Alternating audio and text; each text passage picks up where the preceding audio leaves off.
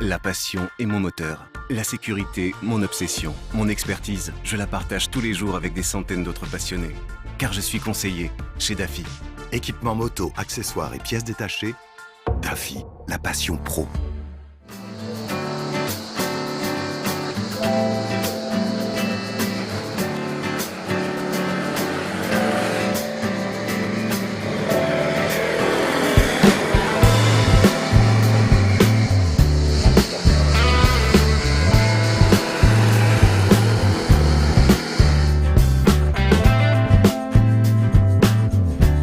Avec le renouvellement du best-seller Forza 125 cette année, Honda propose également un nouveau Forza 300 sur le segment GT.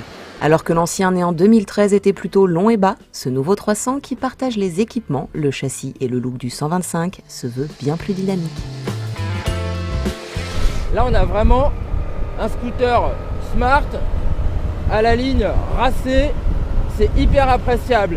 Et puis il y a une redéfinition aussi de la position de conduite que moi je trouve plus active, j'adore, on est plus droit, on est moins avachi, j'ai de la place aussi pour mes jambes, mes genoux ne viennent jamais dans le capotage du tablier, c'est assez universel en termes de position, petit, grand, j'ai pas les jambes trop repliées, je peux également m'installer sur les parties latérales montantes, bon je peux pas complètement étendre les jambes par contre, bon faut dire que je suis grand, moi je fais 1m83, j'ai vraiment une très bonne ergonomie du guidon, un guidon qui est pas trop large, donc ça c'est plutôt bien, notamment pour la ville, mais également suffisamment large pour assurer des bonnes manœuvres tout le temps.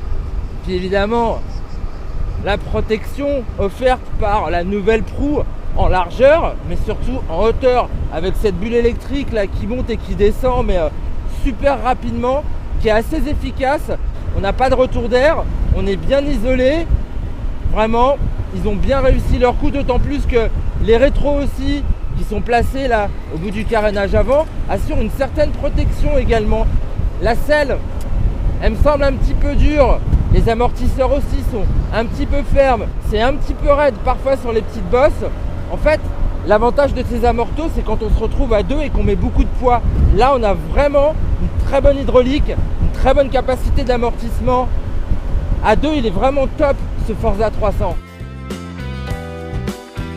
Et il l'est d'autant plus que le moteur de 279 cm3, décliné du monocylindre qui anime le SH300, développe 25,2 chevaux et 27,2 Nm de couple.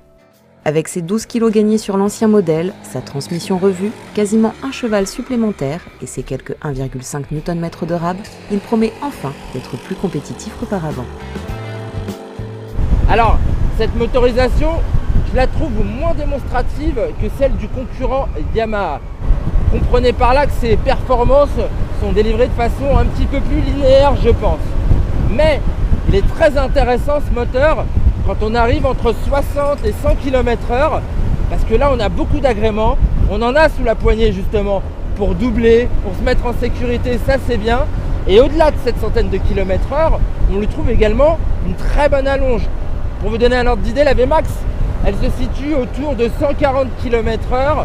Là, le moteur tourne à peu près à 8000 tours. Il peine un petit peu entre 130 et 140, c'est normal.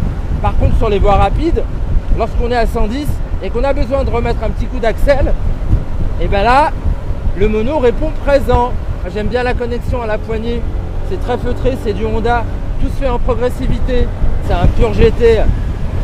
C'est vif dans les changements d'angle, c'est rapide, c'est assez agile. Il y a une très bonne tenue de route. Ah, je le trouve vraiment bien équilibré. Il tourne assez court. Je trouve qu'il y a un bon grip sur les pneus Pirelli que j'ai là. C'est pas les Michelin du 125. Ah, le petit demi-tour sans mode d'emploi. On met même pas le pied par terre, tellement il est équilibré.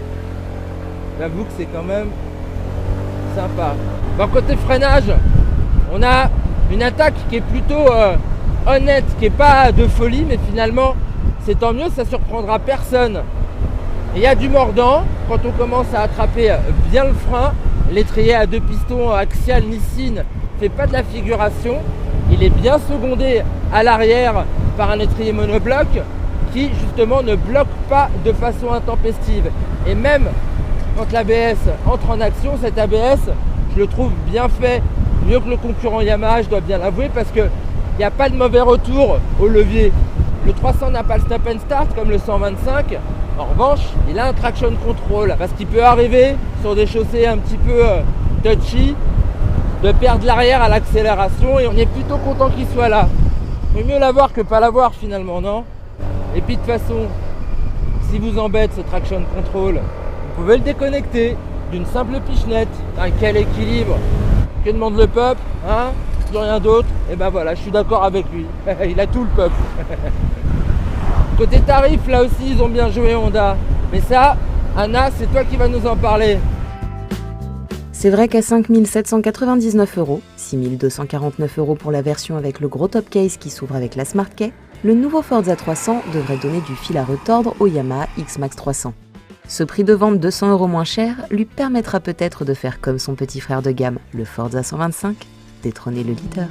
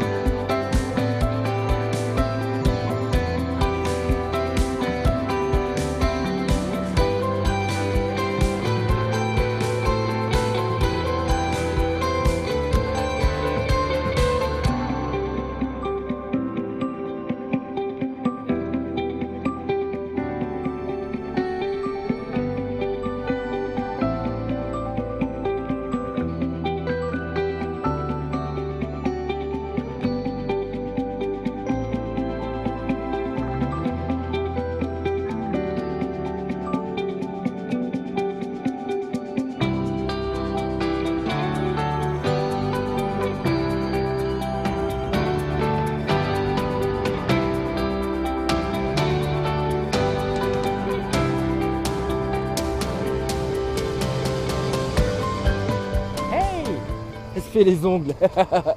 Voilà, voilà. Tranquille quoi. Ça va mademoiselle? Ça va, si. Ça, si, tranquille. Il n'y a pas beaucoup de clients par ici. Oh